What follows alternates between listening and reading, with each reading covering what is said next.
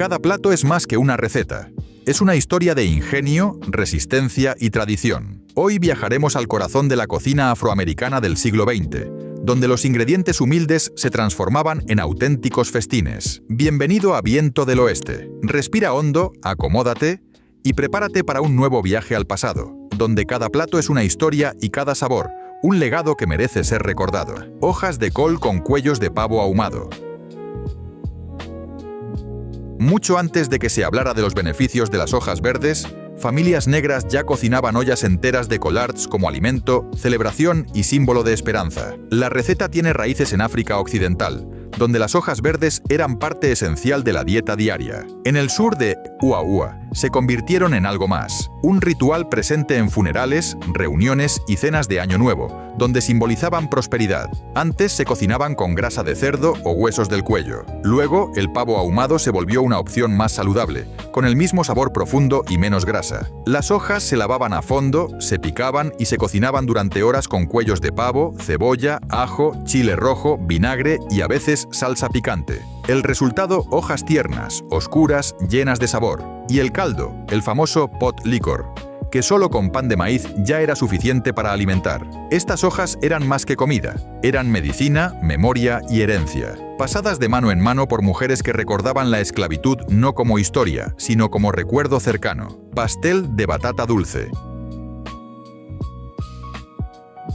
En una mesa de acción de gracias afroamericana, el pastel de batata era infaltable. No era solo postre, era la firma de la matriarca. En muchas familias, solo una persona podía hacerlo. No se cocinaba, se heredaba. Originaria de África Occidental, la batata fue un ingrediente clave en las rutas transatlánticas. A diferencia del pastel de calabaza, común en hogares blancos, el de batata reflejaba los sabores preferidos en las familias negras. Cálidos, especiados, reconfortantes. Las batatas se asaban, nunca hervidas, para intensificar su dulzor. Luego se trituraban y se mezclaban con huevos, leche evaporada, azúcar moreno, vainilla, nuez moscada, canela y un toque cítrico. La masa, casera o comprada, debía ser mantequillosa y crujiente. Algunos le añadieron malvaviscos o crumble, pero tradicionalmente se servía sencillo, con una capa superior brillante por el glaseado de huevo y azúcar. La primera porción era para el mayor de la casa. Nadie pedía repetir hasta que todos hubieran probado. No era solo pastel, era elogio, herencia, amor servido frío por la mañana, con café y con historias. Bagre frito. Si hubo un plato capaz de unir a toda la familia, fue el bagre frito. No había pez más querido ni más arraigado en la tradición culinaria afroamericana que este. Abundante en ríos del sur, fácil de pescar, barato y casi imposible de sobrecocinar, el bagre era la proteína ideal para familias que necesitaban rendir cada dólar sin perder sabor. Pero no era solo comida, era un evento. Reuniones al aire libre, mesas de picnic, bandejas de aluminio, té dulce y cubos de harina de maíz eran parte del ritual. El pescado se marinaba en suero de leche para suavizarlo y eliminar el sabor terroso. Luego se rebozaba con harina de maíz sazonada con cayena, ajo en polvo y pimentón. Frito en aceite de maní, formaba una corteza dorada y crujiente. Se servía con salsa picante, Crystal o Louisiana pan blanco y tal vez ensalada de col o frijoles horneados. Algunos añadían limón, otros confiaban en una salsa tártara mágica hecha por la tía. Y las sobras se comían frías al día siguiente, entre pan blanco con mostaza. El bagre frito convirtió la supervivencia en celebración. Un sabor de comunidad, envuelto en servilletas de papel, compartido de mano en mano. Hoppin' John. Este plato lleva consigo la espiritualidad africana y la lógica práctica del sur.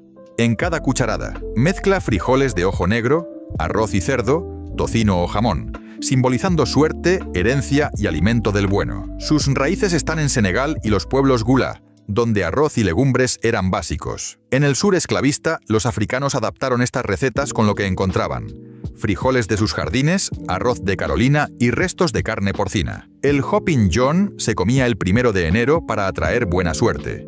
Los frijoles como monedas, las hojas verdes como billetes. Pero no era solo comida festiva, era ingenio cotidiano. El arroz y los frijoles alimentaban a muchos, y el cerdo daba ese sabor rico que levantaba el alma cuando el bolsillo estaba vacío. Las especias cambiaban según la región, pero siempre había cebolla, ajo y laurel. Algunos añadían vinagre, salsa picante o pimentón ahumado para profundidad. y nada se desperdiciaba. Al día siguiente, los restos se transformaban en Skipping Jenny, una versión rehecha que celebraba no solo la frugalidad, sino la virtud de aprovecharlo todo. Joecaques. A simple vista parecen panqueques de maíz, pero los joecaques tienen un nombre y una historia de supervivencia, trabajo e ingenio en la comunidad negra. El término viene de cómo se cocinaban. Los trabajadores del campo, a menudo esclavizados, ponían la masa sobre una azada, oe, y la cocinaban al fuego, sin estufa, sin sartén, solo determinación y fuego. Así, este pastel simple mantenía a la gente en pie. Hechos con harina de maíz, agua, sal y a veces manteca o grasa de tocino, eran baratos y llenadores. Con los años, la receta cambió. Se les añadió suero de leche o huevos para hacerlos más esponjosos. En cocinas rurales, se servían con hojas verdes, frijoles o guisos, como pan para absorber los jugos. No estaban en libros de recetas, pero siempre aparecían dorándose en planchas de hierro, con bordes crujientes y centro dorado, acompañados de mantequilla, miel o jarabe. Los joecaques no eran solo desayuno. Eran prueba de que, con lo mínimo, las manos negras creaban algo cálido, nutritivo y profundamente tradicional. Codillos de jamón con frijoles de Lima.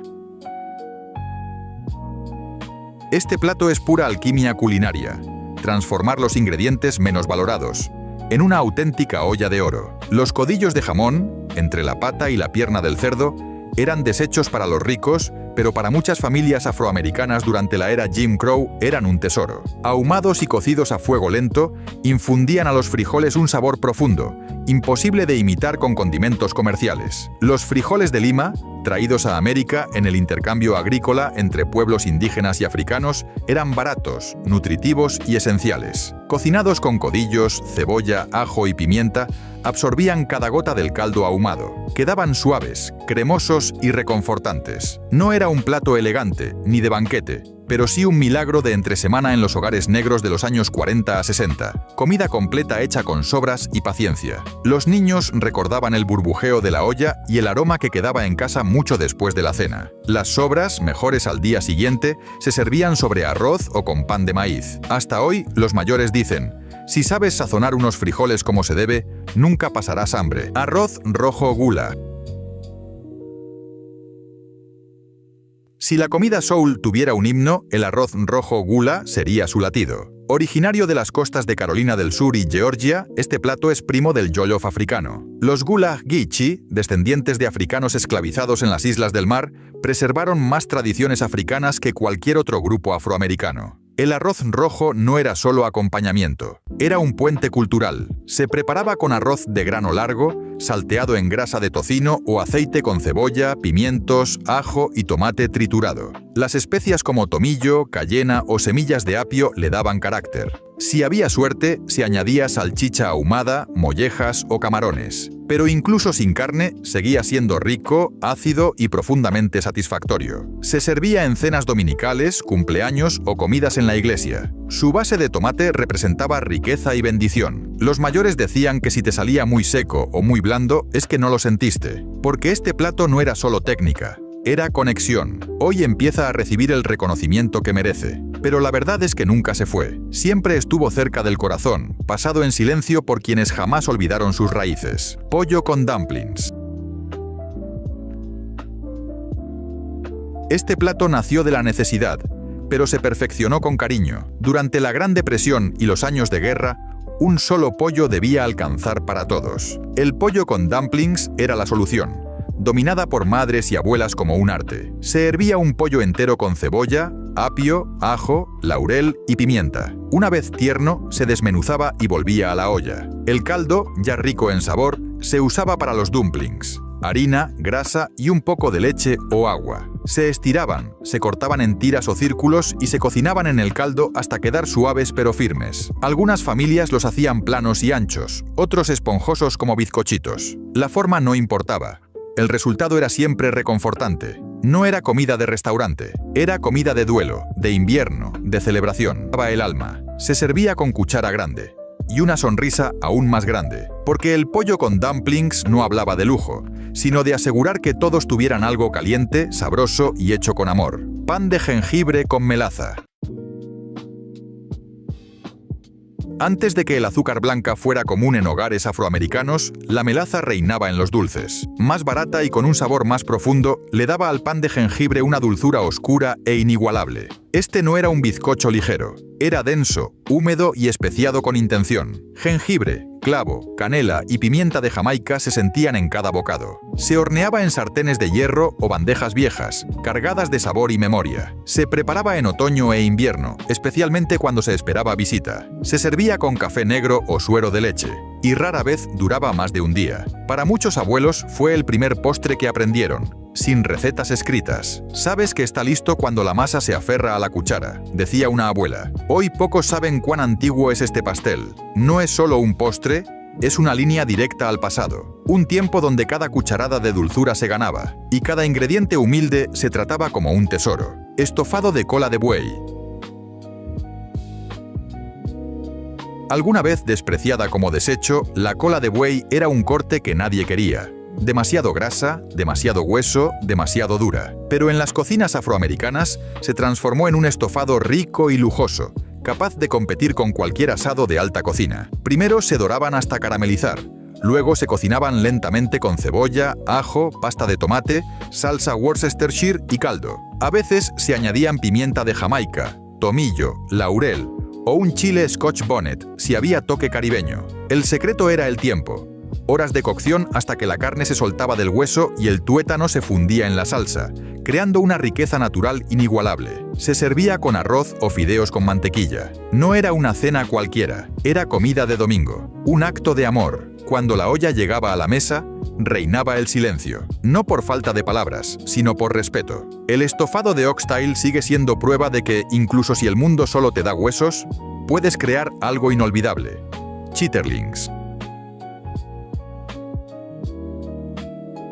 Solo con nombrarlos, los chitlins provocan reacciones intensas. Para muchos son devoción o rechazo absoluto, pero ahí reside su poder. Hechos con intestinos de cerdo, son profundamente polarizantes, incluso dentro de la comunidad afroamericana. Pero su historia es de ingenio, resiliencia y también trauma. Durante la esclavitud, se asignaban las partes menos deseadas. Pies, colas, vísceras. Los chitlins se limpiaban por horas y se hervían con vinagre, cebolla, ajo y especias para suavizarlos. No era solo un proceso laborioso, era sagrado. En muchos hogares existía la reina del chitlin, la mujer mayor con la paciencia y el saber para prepararlos. Durante décadas se servían en fechas especiales. Fiestas, celebraciones, reuniones. Eran un manjar nacido de la necesidad. Y hoy comer chitlins es un acto de continuidad cultural. Un bocado difícil, sí, pero que une mesa y campo, presente y pasado. Un pasado duro pero imposible de olvidar. Si este viaje por los sabores olvidados te está gustando, dale like, suscríbete y comparte este vídeo con alguien que ame la cocina con historia. Y recuerda, puedes conseguir el ebook de recetas olvidadas desde el enlace que tienes en la descripción. Y ahora volvemos con estos platos de la cocina afroamericana. Batatas glaseadas, candied yams. Las batatas glaseadas nunca fueron un simple acompañamiento. Eran la joya azucarada de la mesa navideña. Aunque se llamaban yams, en realidad eran batatas dulces, una raíz con profundas raíces africanas. En África Occidental, los ñames eran parte de ceremonias, y al llegar al Nuevo Mundo, las batatas ocuparon su lugar. Su preparación era tan pensada como indulgente. Rodajas gruesas, azúcar moreno, canela, nuez moscada, mantequilla, a veces jugo de naranja, vainilla o un toque de bourbon. Se horneaban lentamente hasta que quedaban tiernas y el almíbar se caramelizaba en los bordes. Lo especial no era solo el sabor, era la espera, porque casi siempre se hacían con antelación, y el aroma te torturaba durante horas. Una vez servidas, tocaban todo en el plato. Hojas verdes, relleno, pavo, lo dulce y lo salado mezclados en una sinfonía soul. No eran postre, eran recuerdo, de esos que llenan el plato, antes del primer bocado. Bebida roja, red drink. Antes de preguntar, ya sabías que estaría ahí. En cada reunión familiar, picnic de iglesia o celebración de Juneteenth, siempre había una jarra llena de algo rojo. No cereza, no fresa, solo red drink. Y aunque parezca simple, esta bebida tiene un peso simbólico en la cultura afroamericana. Sus raíces vienen de tés de hibisco de África Occidental, como el bisap o el zobo, usados en ceremonias y encuentros comunitarios. Durante la esclavitud y mucho después, esas tradiciones se adaptaron a bebidas dulces con Kool-Aid, sodas rojas o ponches. Cambiaban los ingredientes, pero el color era sagrado. ¿Y por qué rojo? Algunos dicen que representa la sangre derramada por la libertad. Otros, la alegría forjada cuando nada más era dulce. No había receta única. A veces llevaba piña, lima-limón, hibisco o arándano. Pero siempre estaba fría, brillante y se compartía. La Red Drink no era solo para calmar la sed. Era la bandera no oficial de una cultura que supo celebrar, incluso en medio de la lucha. Grits con queso y mantequilla. Mucho antes de que los bowls de desayuno fueran moda, ya había una olla de grits humeando en las cocinas negras del sur. Sémola de maíz gruesa, cocida con paciencia, removida con calma, apenas sazonada, y coronada con mantequilla y a veces queso cheddar. Cremosos, profundos, inolvidables. Eran baratos, pero sagrados. Lo primero en probarse por la mañana, y lo último que se ofrecía a un invitado. Se comían con huevos, salchichas o solos. Siempre calentaban el estómago y el alma. Y no eran solo desayuno. Camarones con grits nació como una comida humilde de pescadores en Carolina del Sur. En muchos hogares, los restos se vertían en moldes, se enfriaban, se cortaban y se freían al día siguiente. Nada se desperdiciaba, todo se aprovechaba. Y para los niños, el sonido de la cuchara rascando el fondo de la olla era la señal de que el día había comenzado. Cobbler de durazno. El cobbler de durazno no es solo postre, es un abrazo desde la historia. Nació en las cocinas del sur, donde cocineros afroamericanos convertían fruta de temporada e ingredientes básicos en actos de amor. Cuando los duraznos maduraban en verano, se recogían por cubetas, del patio, de la carretera o de las granjas donde se trabajaba. El azúcar era lujo, la harina racionada, pero siempre alcanzaba para un zapatero. La cubierta, tipo cobbled, era rústica, a veces en bolitas de masa, otras como una costra dorada. Llevaba canela, nuez moscada y un toque de limón. Se horneaba en sartén de hierro hasta que el durazno burbujeaba y los bordes se caramelizaban. Se servía caliente, con helado o crema fría. Pero sobre todo, se servía en momentos importantes. Cenas de domingo, funerales, primeras citas. Era una forma de decir, ya estás en casa. Para muchos, el recuerdo de esa costra dorada vive más que la receta misma. La mejor parte siempre era la esquina, con más masa, reservada, por supuesto, para el mayor de la mesa. Sopa de huesos del cuello, neck bone soup. Este plato es una lección de economía, sabor y memoria. Los huesos del cuello, muchas veces despreciados, eran descartes para los carniceros blancos. Pero las cocineras negras sabían que el sabor vivía en el hueso. Una olla de sopa hecha con ellos podía convertir la pobreza en poesía. La receta variaba: papas, zanahorias, apio, repollo, frijoles o maíz. Pero el método era siempre el mismo. Primero se doraban los huesos, luego se cocían lentamente con aromáticos hasta lograr un caldo espeso, sedoso, lleno de historia. La carne se desprendía sola. Las especias eran simples: sal, pimienta, ajo, quizá laurel, pero el sabor era profundo. Era la cena de días laborables, tranquila, sin pretensiones, y profundamente nutritiva. Para quienes crecieron durante la Gran Depresión o en ciudades empobrecidas, era un recordatorio de que arreglárselas no significaba renunciar al sabor. Era honrar cada parte del animal, cada gota de esfuerzo. En muchos hogares se guardaban esos huesos para tiempos difíciles. Pero la verdad es que se cocinaban cada vez que se necesitaba consuelo. Buñuelos de frijol de ojo negro, akara.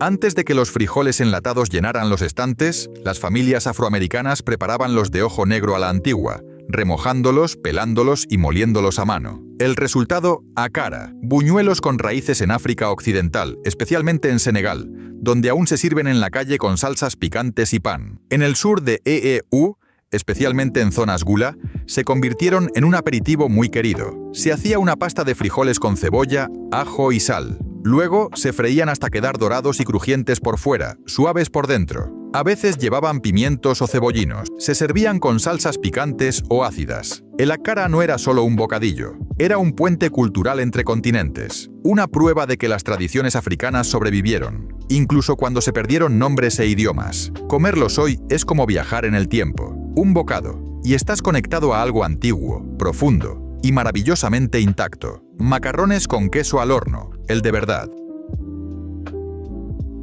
Olvídate de la versión en caja. En los hogares afroamericanos, los macarrones con queso al horno eran una obra de arte. Se reservaban para días especiales, domingos, festividades o visitas importantes. No era solo pasta y queso, era estructura, riqueza y amor. La base era una salsa hecha con roux de mantequilla y harina, leche y queso cheddar fuerte, Colby o Velveeta, según la tradición familiar. Se mezclaba con coditos cocidos, se colocaba en una fuente y se cubría con más queso o pan rallado. Algunas recetas llevaban huevos para firmeza o leche evaporada para una textura más cremosa.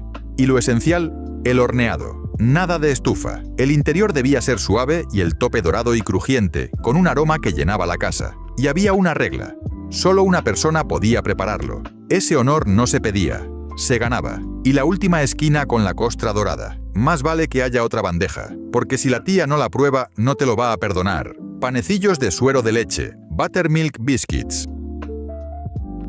Si el pastel de batata era legado y las hojas verdes sabiduría, los panecillos de suero de leche eran gracia diaria. Se hacían al amanecer, antes del colegio, la iglesia, o que alguien más se levantara, preparados sin tazas medidoras, solo con manos, memoria y corazón. Harina, polvo de hornear, sal, manteca o mantequilla fría y suero de leche. La masa se trabajaba con suavidad y se cortaba con vasos de cocina. Se horneaban dorados, se abrían por la mitad y se rellenaban con lo que hubiera: mermelada, huevos, salchicha o solo mantequilla derritiéndose. La textura perfecta, suaves por dentro, hojaldrados por fuera, con la base crujiente como besada por el hierro. Servían para recoger salsa, armar sándwiches o consolar tras un mal día. Algunos se dejaban caer con cuchara, otros se formaban a mano. Y si aparecía la vieja lata de galletas envuelta en un paño, sabías que venía algo sagrado, porque aunque siguieras cada paso, no sabían igual. El ingrediente secreto no era una técnica, era el tiempo. Sirope de sorgo, en todo. Antes del jarabe de arce en supermercados, y mucho antes del jarabe de maíz, existía el sirope de sorgo. Oscuro, espeso, ligeramente amargo y lleno de carácter, fue el endulzante esencial en muchos hogares afroamericanos del sur. El sorgo se cultivaba y molía a mano. Luego se hervía hasta volverse un líquido espeso, similar a la melaza con notas de tierra, humo y caramelo. Su sabor era más profundo que el azúcar. Su textura, pegajosa como una historia que no podías soltar. No se usaba solo en panqueques. Se rociaba sobre grits, se añadía a marinadas, se untaba en carnes o se mezclaba en el café cuando no había azúcar. Durante la Depresión y la guerra, fue la única fuente de dulzura en comunidades afroamericanas rurales de los Apalaches, Alabama o Georgia. Quizás recuerdes una vieja lata abollada en la despensa de los abuelos. Dentro, un sabor que cargaba generaciones. Hoy es difícil de encontrar, pero quienes crecieron con él lo recuerdan bien. Sí, era dulce, pero nunca superficial. Tenía profundidad, como la gente que cocinaba con él. Hígado con cebolla, liver and onions. El hígado con cebolla divide a la familia. Lo amas, o no soportas ni el olor. Pero una cosa es cierta. Era un rito de paso. En tiempos de escasez, las vísceras no eran una opción económica. Eran la opción. Entre los años 40 y 70, el hígado fue símbolo de crianza con ingenio. Nutritivo, accesible y sabroso si se preparaba bien. Se usaba hígado de res o cerdo remojado en leche para suavizar el sabor metálico. Luego se sazonaba, se enharinaba y se freía en grasa bien caliente. Las cebollas se cocinaban en esa misma sartén hasta quedar suaves, dulces, y se servían como corona sobre el hígado. Con arroz o puré era un plato fuerte, tierno y con un aroma que quedaba en la casa todo el día. Los niños arrugaban la nariz, hasta que probaban el primer bocado. Entonces entendían, no era cuestión de gusto, sino de presencia, de saber que mamá o la abuela hizo milagros con lo que tenía, y aún así puso algo reparador sobre la mesa. No era sofisticado, era necesario. Por eso, inolvidable. Mollejas de pollo, chicken gizzards. Otro corte subestimado, otra lección de cómo la cocina afroamericana no desperdicia nada. Las mollejas, parte muscular del sistema digestivo del pollo, se limpiaban con cuidado, se hervían hasta quedar tiernas. Y luego, fritas o cocidas en salsa. Las mollejas fritas se volvieron un clásico del soul food. Crujientes por fuera, masticables por dentro, sazonadas con cayena, ajo en polvo y pimentón. Se vendían en bolsitas de papel, en puestos de pescado, gasolineras o picnics. A veces se comían con palillos, acompañadas de salsa picante o mostaza. Eran tentempié, comida de supervivencia y celebración. En algunas casas se reservaban para quien cocinaba. Eran premio especial. No todos soportaban su textura, pero quienes sí, no las cambiaban por nada. Y si veías a alguien comiéndolas en la encimera, antes de la cena, sabías que esa persona era realeza en esa casa. Relleno de pan de maíz, cornbread dressing. Esto no es stuffing. El cornbread dressing es sagrado, con su propio ritmo, reglas y una herencia profundamente afroamericana. Todo comenzaba con pan de maíz hecho desde cero, días antes, luego desmenuzado en un tazón grande. Se añadían aromáticos, apio, cebolla, salvia, a veces pimientos o huevos hervidos. El caldo de pollo se vertía al ojo. Un par de huevos batidos daban consistencia. Se horneaba hasta que la parte superior estuviera dorada, los bordes crujientes y el centro suave como nube. El olor a casa, a día festivo, a pausa para dar gracias. En muchas familias había competencia silenciosa por el mejor dressing. Algunos le añadían ostras, otros crema de pollo. Pero lo esencial era la textura. Tenía que sostenerse y derretirse. Y debía ser preparado por alguien que supiera de memoria. Porque esto no era solo comida, era ritual. Te decía qué día era, quién estaba en casa y quién había vuelto solo para comer eso. Cobbler de zarzamora, Blackberry Cobbler. Terminamos donde comienzan muchos recuerdos. En la mesa, con dedos manchados y una sartén de hierro enfriándose en la ventana. El cobbler de zarzamora no siempre se planeaba. Nacía de la oportunidad. Cuando las moras silvestres maduraban, los niños salían con latas vacías, regresando con brazos arañados y manos púrpura. Las moras se enjuagaban, se mezclaban con azúcar y limón, y se vertían en una fuente enmantecada. Encima, una masa tipo biscuit a cucharadas, o un enrejado, si alguien tenía tiempo. Se horneaba hasta que burbujeaba y la cobertura se doraba. El chisporroteo decía que estaba listo. Ese primer bocado ácido, dulce, desordenado y perfecto lo borraba todo. Se peleaban por las esquinas. Y las sobras, si quedaban, eran desayuno. El cobbler de zarzamora era verano hecho recuerdo. No duraba mucho, esa era la idea. Este video termina, pero las historias detrás de cada plato continúan. Si quieres seguir explorando recetas tradicionales del siglo XX en América, puedes conseguir nuestro ebook de recetas olvidadas desde el enlace de la descripción. Y si te ha gustado, dale like, suscríbete, comenta y comparte con quien sepa apreciar un buen viaje al pasado. Hasta el próximo viaje al pasado, donde cada plato es una historia y cada sabor, un legado que seguimos compartiendo.